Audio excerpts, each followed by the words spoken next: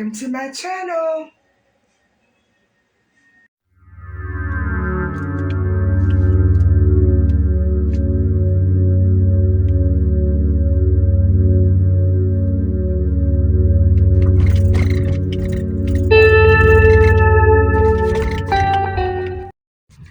Hi guys, how are you doing? I'm just taking a little drive out today. Felt like getting out of the house. I have been, very busy getting to all of your new channels and responding to you all. And I'm loving it. I'm wishing that I had more time throughout the day to do it, more hours. I don't have enough hours in a day to pursue all the content and channels that I do want to follow. But I'm getting there slowly but surely. I never knew there could be so many wonderful and fascinating channels out there, and I'm loving them all. I can't watch them all every day. I can't. Now, plus, I have my own content to look after, so that's something. Anyway, guys, today we're going to be. I thought of taking a little break from the Cecilia Zhang case, but I'm taking it very slow. And because there are so many details that I'm not aware of, I won't say it's easier, but it's less emotional for me, you know. It's not as horrific as some other cases have been. And so I'm trying to slowly get through this case. And it's a little bit different from the others, as I'm going to mention, or as I've already mentioned. I never know when I'm going to be uploading what, but I'm trying to keep this in order because I'm going by case, and I don't want to mix up the episodes. So, I, you know, I just find it so interesting that there are so many dynamics, different issues and dynamics that go with this case. And so I've tried to deal with them very objectively, but I'm having a hard time. I am having a hard time. So I just thought I would let you know it's been quite difficult for me to keep my temper. As far as one detective is concerned, I don't care what he thinks, I'm telling it like it is. And so I understand it's a very difficult job to do. I know that. But, there are certain things that you should try to bear in mind when you're dealing with sensitive issues like this. And you don't want to go down as an idiot. It's already too late for that, but you don't want to go down as an idiot. So I'm sorry, detective, but that's how it is. Anyway, we're going to be pulling over here in a second, and I'm going to mention another couple of things about the Cecilia Zhang case. And then I don't know, guys, if I want to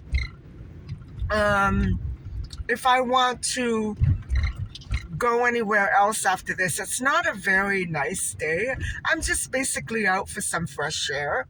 And so I thought I would check in with you. So, Detective Ryan, later on, years after the trial and everything, when the case was finally over, he did feel badly about the way that he pursued the initial investigation. And mind you, he wasn't in charge of the entire investigation. He was investigating the family and the people that were immediately close to Cecilia and had daily contact with her. But he was later on very apologetic for the way that he handled the questioning and the interviewing. And as I explained to you in another video before this, the detective first cleared the family. He immediately cleared the family after an initial interview. And then gradually, while the investigation was still going on, he went back to Sherry Zhang, who was absolutely devastated, guys. And I am not sure culturally how Asian people cope with grief and loss. And so what I'm trying to say is that what I think is that maybe her emotions may have been in check. Why is that a bad thing? It could be misconstrued as something else, as heartlessness, as contentment. I don't know. Everybody feels in different ways. And so, what I'm trying to say is that we don't know for sure why Detective Ryan felt that he needed to go after Sherry Zhang the way he did, or what it exactly was that triggered his curiosity about the girl's mother.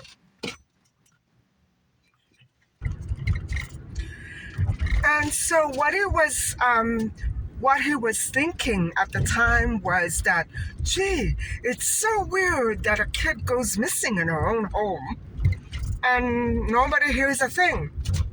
Really? I guess he wasn't familiar with previous cases. And so, guys, what he did was he actually came out and accused Sherry of killing her own daughter and hiding the body. And he actually said that he had evidence. He knew it was her. And so, what she did was she just couldn't accept it. She couldn't take it all in. And she couldn't understand what it was that, why was he singling her out? I mean, he cleared the husband and he went after her. So it didn't make any sense, guys. It did not make any sense whatsoever. And so, he was interrogating her. And then finally, she, like I explained before, she just jumped out of her chair and she got right in his face very angrily. And if it had been me, I wouldn't have stopped there. But, she had an amazing sense of self-discipline. I can't imagine what she must have gone through. But anyway, what I'm saying is that she lost her cool totally, and she screamed at him. She said, "I didn't do this. I didn't do this." And the detective had the audacity to be amazed. Why? If he had been following any of the Canadian cases up to that date, he would have realized that so many children had gone missing right in or around their homes. What was he thinking? And so what I think, guys, I'm going to review the cases up to date just in a second, but these were cases. This one is a case where the remarks that he made were absolutely, first of all, sexist. He went after her gender. And then racist, very racist. And so what I'm saying is he had no call. He had no evidence.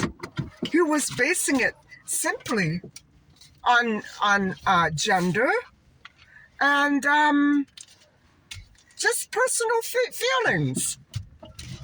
Personal feelings, guys. Actually, when he made that statement that it's rare that a child would disappear in the middle of the night, without anybody hearing it. Well, he was half right. Most of the kids who did disappear disappeared in broad daylight. So he was half right.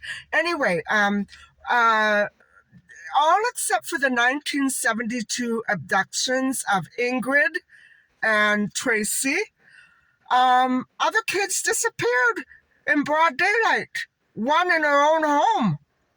So I don't understand. I don't understand his train of thought, his logic, his reasoning. I don't understand it. I'm simply baffled. You know what I'm saying? Guys, let's do a quick little tiny brief review of the abductions that occurred to date. The abductions and murders that occurred to 2003. And let's remember that I haven't finished reviewing all the cases from between now and then. Okay.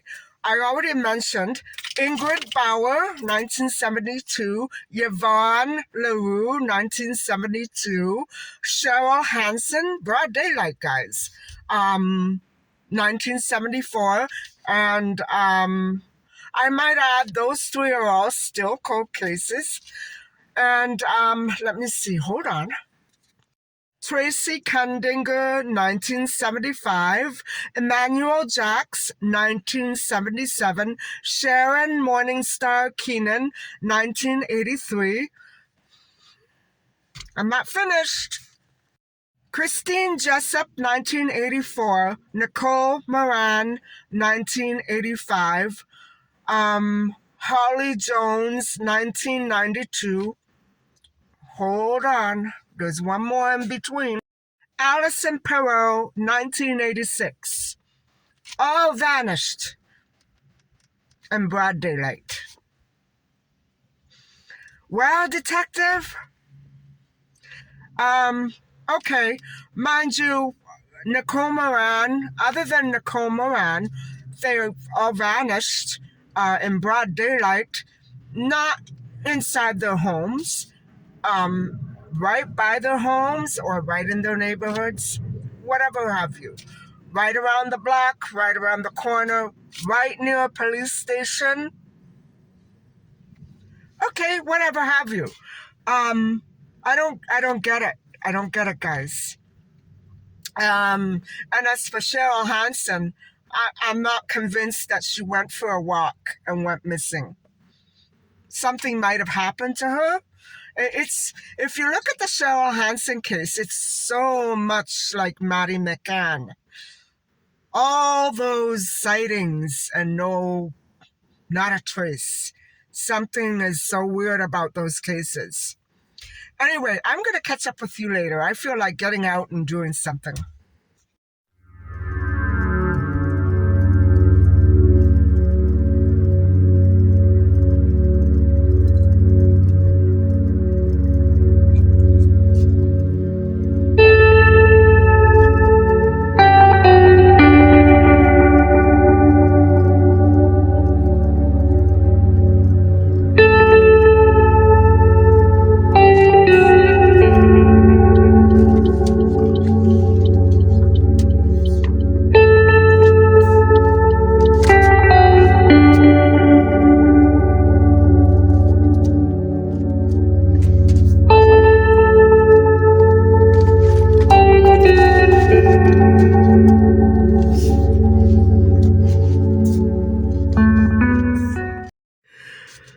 Well, guys, I was thinking of maybe trying to rustle something up for my dinner tonight. I'm not sure what I want. I don't want meat.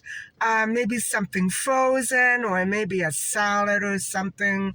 I don't feel like cooking because I have to edit tonight's video.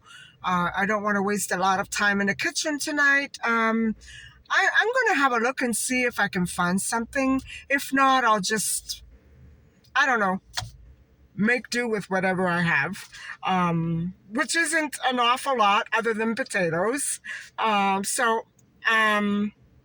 Wish me luck.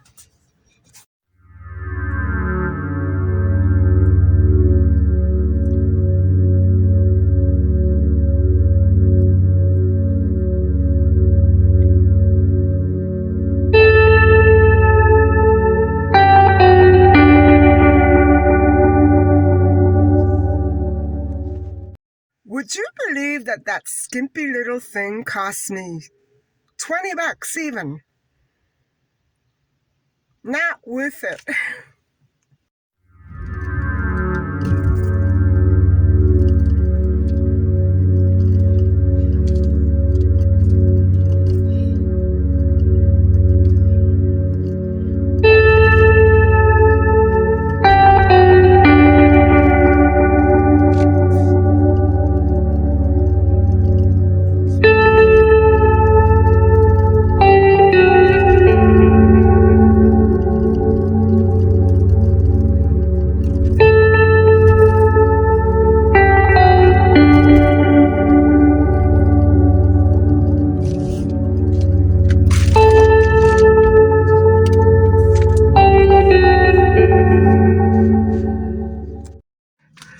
Well, guys, I was so ticked off that I stopped off to get another salad, and so this was $6.99. Would you believe it? Well, guys, I'm on my way home now. It's way past my cat's dinner time. I'm hoping she's still having that long nap. And so I should see you home in a little bit.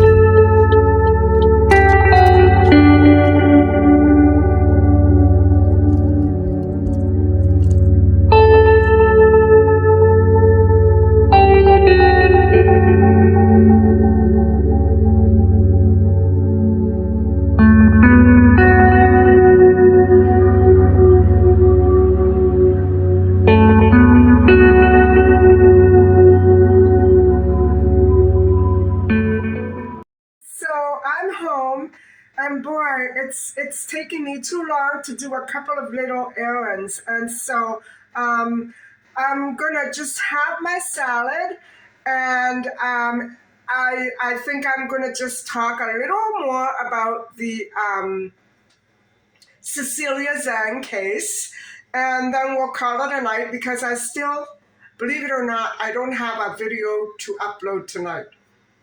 So, hold on, and I'll let you have a look at my salad.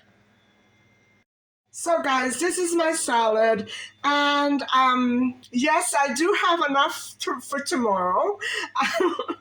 I like them big, and as you can see, that to me is inedible, and it's a lot of waste. And that was what was mostly in the Swiss chalet salad, and I think it's pathetic because I did have another of these salads from another different outlet, and it didn't look anything like what they gave me tonight.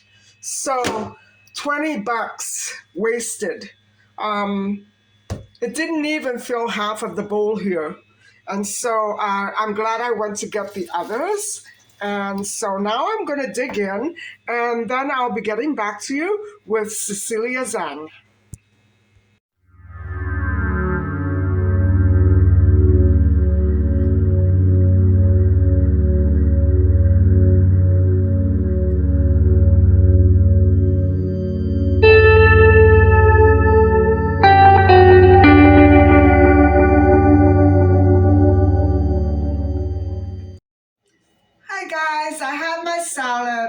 And guess what? Now I'm boiling 4 potatoes. And I wanted to, remind you because I have been talking about going on the lemonade cleanse soon. I don't think I'm ready. I have enough potatoes for a couple more days, but I can sense that I'm just not ready for it. I think it's the cold weather is still with us. It was only 10 degrees today, and I think I would fare much better in the warmer weather when I have other things to occupy my time, such as, going out for long walks and taking care of things that require a lot of focus and a lot of attention and a lot of time. And I think it's better that I wait just a little longer. I know that I have done the lemonade cleanse in all seasons, and it's harder to do it in the colder weather. So I'm just saying that that has a lot to do with why I'm not feeling as ready as I was hoping I would be. So I think I'm going to wait it out for another week or so, and we'll see how things go. I'm not going to be very hard on myself. It took me a while to get back into the pure vegetarian uh, meal plan because I've been switching from animal protein to vegetarianism all winter long, and I know that that's what cold weather does to me. It makes me a little hungrier, and I it's always been like that with me. So anyway, I think that what I'm going to do is just hold off a little longer for the lemonade cleanse. And so I was hoping we could get back into the discussion about little Cecilia Zhang, and we don't have much more to cover for today. I think I will have one more part after this, and just because I don't want them to be too long and drawn out. When I talk about it for too long, all the little inconsistencies really irritate me, and I start my rants. So, okay, so here we go. The first thing that I wanted to mention was that I was talking to you earlier about the accusations against Sherry, the mother of the little girl, and the evidence that was found on the outside of the house that led to eventually, not right away, Min Chen. And what I wanted to say was that while Sherry was being accused of homicide, um, I don't know exactly because I wasn't around to read the stories that year. I don't know how quickly it was after Sherry was accused that they found the evidence that was linking to someone else and not Sherry. What I'm saying is, I don't know if it was days, weeks, months. You know what I'm saying? I'm not sure. Um, that's my bad. I just didn't follow the news stories because I was in another country and it all got away from me. So, anyway, guys, 2003, I was here with my new husband. Um, we arrived at the end of September. So, wow, I missed it completely. And then he went back, and I was very preoccupied, and it went right over my head. And so I remember the two of us taking long drives through my old area, right in that neighborhood, guys. We went out to have a Chinese food dinner right next door to Seneca College. It was weird that we were so close by, and we actually moved into an apartment down the street because my mom, that's a long story. I haven't done that story yet, and I don't know if I will. My mom was not at ease with him, naturally.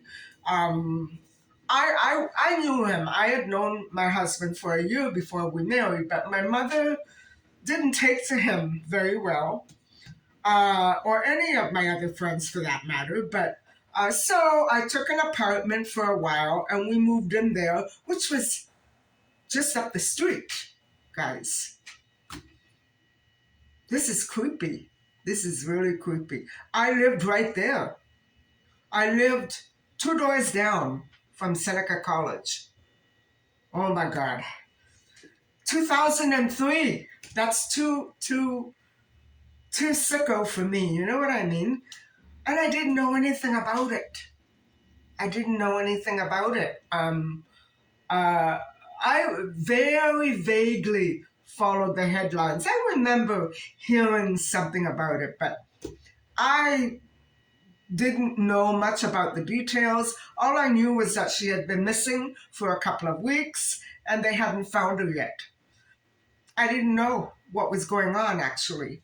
And so, guys, what I wanted to explain was that I didn't know how much time had passed between the time that the police realized that it wasn't Sherry, that poor woman. And so I just don't understand what he was thinking. He said he was just doing his job, and really, I mean, I don't think it's in anyone's job description to be accusing people of murder, and he knew he didn't have the evidence, even though he may have been claiming he was. You know, that's so bullying, and there's nothing in anybody's job description, no matter what you have in your holster, what your badge says. Nobody's job description includes racist or sexist, or his remarks weren't sexist. They could have been perceived without evidence for what he was trying to accuse her of as being very racist. And because he didn't accuse the father, I think it could have been misconstrued as very sexist. And so I tend to take the extreme perspective sometimes because, guys, he had no evidence. If he had evidence, they would have had Cecilia. You know where I'm going with this? So, anyway, what I wanted to say was that the details are quite vague, even in the headlines now. When I go back to the articles, most of them are not with a date attached, which is weird. So bear with me with all this. Anyway, guys, I can't get over that one. I can't get over that. And I don't understand how it was that he got to be a crime analyst. What was he analyzing? You know, I wonder about things like that. Hopefully with time he changed and his tactics matured and developed. I hope. But guys, no way. That was weird and wacko. I don't understand any of that. And so I can't imagine what he must have been thinking. And so, you know, to claim that kids don't go missing in the middle of the night or whatever, they go missing all the time, broad daylight, middle of the night, all places, middle of the street, at home, in a condo lobby, at the general store. I don't understand his reasoning at all. And so, guys, what I'm going to do is take a breather because I'm upset right now. You see what I mean? And I'll get back to you in a couple of minutes after I check out my potatoes. And I'll talk to you really soon. And now, as you know, many of the cases that I've been reviewing are still cold cases. And now, as you can see, there's a very good explanation for that. And I'm not trying to make light of it. It's just that it's staring at me right in the face. And, you know, uh, I just don't understand. He wanted Sherry to explain to him why Cecilia went missing, in the middle of the night and nobody heard anything. Well, I'd like to ask him why the city was still going by an ancient medieval system that refused to sound an Amber Alert when a child went missing. Yes, guys, it wasn't until Tori Stafford finally went missing in 2009 and was murdered that they decided to start initializing the Amber Alert system in my city. And, I don't understand it. I told you before, certain city leaders, I don't know who, but I know it was very controversial. And I guess they were concerned about what? Protecting the rights of a murderer, a kidnapper. Not all Amber Alert systems are attached to another parent, you know. So it's no wonder to me why so many of the cases, up until that time at least, had gone cold. It was crazy. City leaders refused to accept the fact that this city had a thing for snatching children, and they wouldn't instate the Amber Alert system until after 2009. Crazy, crazy. So, it was just a few, I would like to say it was a few days later, but I don't know. But it was a bit later that indeed, after all of his profuse objections to the Zhang's story of their missing daughter, the detective finally realized that yes, just like magic, he finally realized that it wasn't Sherry whose DNA was on the evidence. And I'll get to that in a second. He finally realized it, guys. The evidence wasn't on the inside, where police were sneaking around and skulking around. I'm not saying that they made mistakes. They did a thorough job. What I'm saying is they didn't do it thoroughly enough. Because lying right on the grass next to the door and a window was the blade that was used to cut the screen window where Chen climbed in from.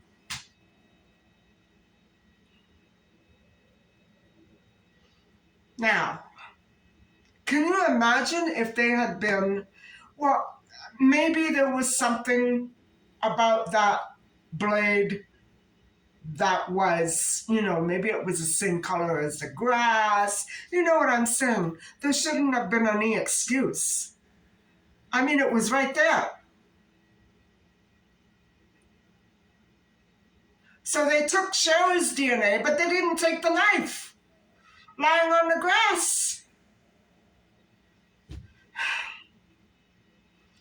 Okay. It's incredible that they didn't miss it. Can you imagine if they had missed it? Shen would be a serial murderer by now. All cold cases, of course. No, I'm not saying that people shouldn't make mistakes. People make mistakes. But it's not the mistake, guys. It's his attitude. His attitude stank. And I don't care for the tone of it.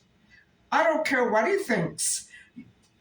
Police opinion are very valid. Okay, they're professional. They're valid. but they are not God's word. They're not law. They're not truth. They're opinions. You don't ignore evidence because you need to express an opinion, and a racist one at that. And guys, the coverage on the news was wonderful. I know that a little bit later on, I remember reading some articles by the now deceased Christieblatchford. She was a top-notch journalist. She worked very closely with police and courts. She attended all the up-and-coming trials.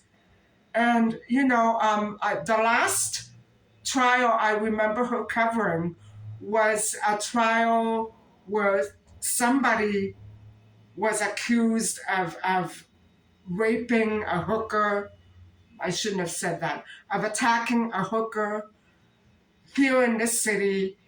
And it was found that it wasn't really so. It was alleged. She covered it all, but she did it so eloquently. She didn't put anybody down. She is the only journalist that I rushed. If I saw a headline and I knew it was going to be coming out on the next day's paper, I would rush just because it was her article, and I knew that she would tell it like it really was. And what she did say was that the police did an exceptional job, and I know that she was asked to comment on the police procedures, and I know why, because they accused Sherry of murder. But no, she didn't mention that.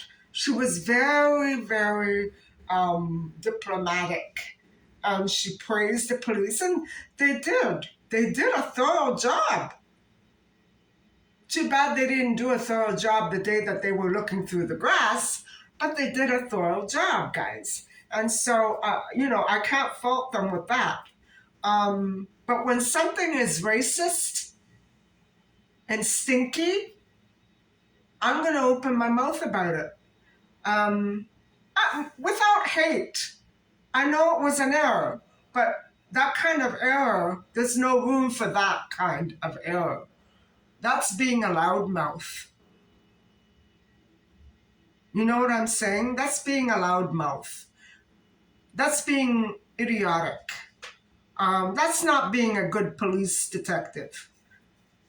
You know what I'm saying? That wasn't one of his best moments on the job. And that's all I'm going to say about it. It could be that he was heavily influenced by what he did know about the Zans, what people had been insinuating. I don't know. Still, it's no excuse.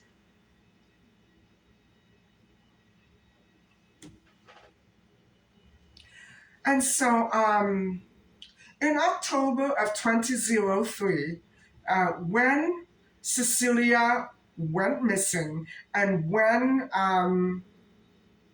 she was discovered the next day gone, at the time there were, as I mentioned before, about a half a dozen boarders living in the downstairs area of the Zhang home. And the boarder that had known Ming Chen, who used to come, when he used to come to the house, had been gone for 6 months. And so in 2003, Shen had been failing his courses, maybe because he had never really intended to, complete any of them. I'm not sure. It's not, how do I say this? It's rare that Asian students would fail at something. You know what I'm saying? But I'm not doing this out of, I'm just saying that I'm questioning his motives for coming here to study. That's all. I'm not calling him arrogant or this or that. I'm calling him a murderer, yes, because he confessed to it.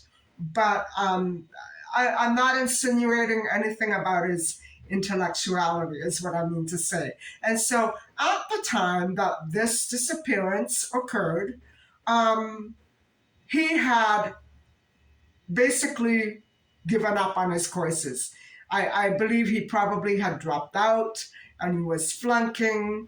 And so October, September, August, September, the semester would have started in September. How could he be flunking? You know what I'm saying, guys?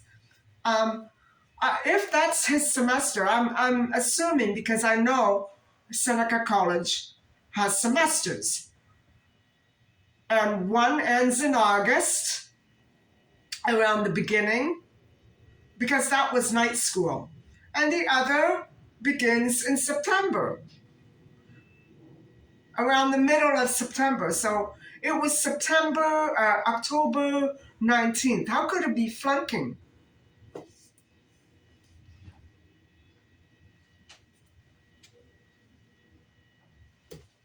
How? You have to be very, very unintelligent in order to flunk in 2 weeks. I mean, they don't even give tests or exams in that sort of a span of time. I could be wrong. Our courses are different, but I know how the languages go. I took languages there at night. You don't flunk in October.